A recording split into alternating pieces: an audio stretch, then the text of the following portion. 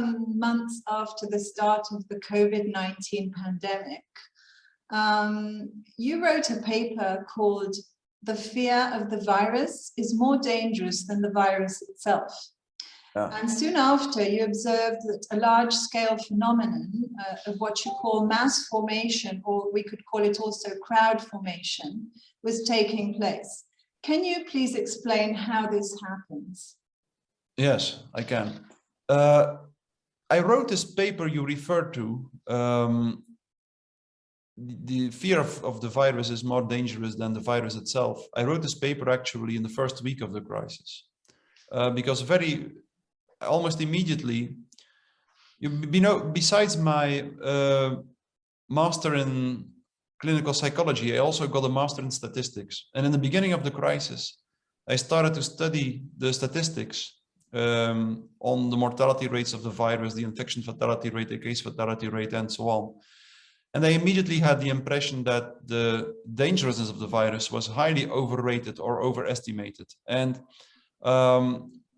I noticed that in one way or another, society didn't seem to be capable anymore of an accurate assessment and an accurate evaluation of the dangerousness of the virus. And I was not alone in claiming this. There were many other famous statisticians, such as John Ioannidis of Stanford University, for instance, who immediately said the same. And there were many people from the beginning who immediately warned the world that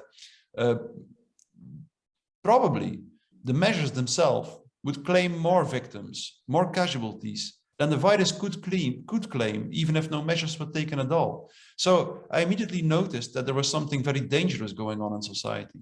And throughout the first few months of the crisis, I started to really wonder, like, how I could describe this psychological process that was going on in society, and which made people blind, among other things, for the collateral damage of the corona measures. So I started to wonder, like, how I could psychologically describe this phenomenon that was happening in society, and then also, maybe even more important, how I could describe it in such a way that many people could understand it, could understand what I was saying. And that led me to this theory of mass formation that I am describing in the book, among many other things. So actually the book focuses more on the question, like, why did this process of mass formation become increasingly strong throughout the last centuries? And then you immediately see that it leads to the very elementary, very basic questions about our culture and our society. But so the process of mass formation itself is a very typical process. In a mass, it seems as if all individual characteristics disappear and people identify with a group identity.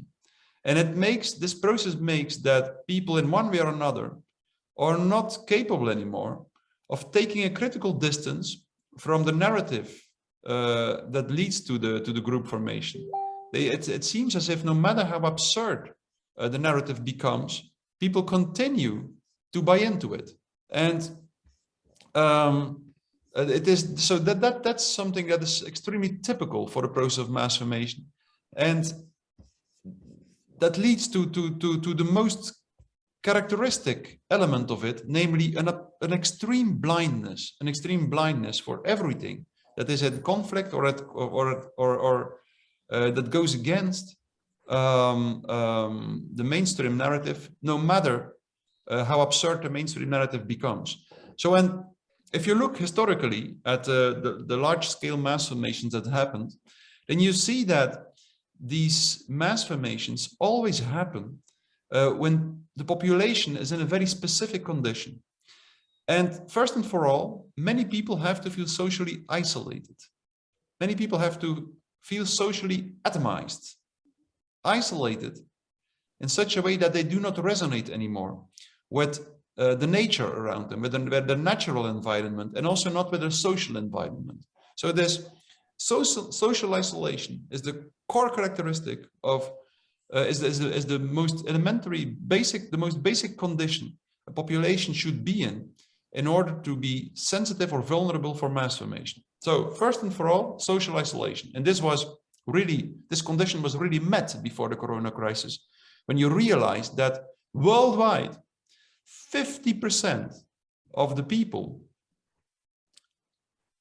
reported that they did not have one meaningful relationship and that they only connected to others through the internet. So this is really impressive. And in the United States, the US Surgeon General mentioned that there was a loneliness epidemic going on. And in the UK, for instance, Theresa May, I believe that was in 2017, appointed a minister of loneliness, because she also recognized how widespread the problem of loneliness was in the UK.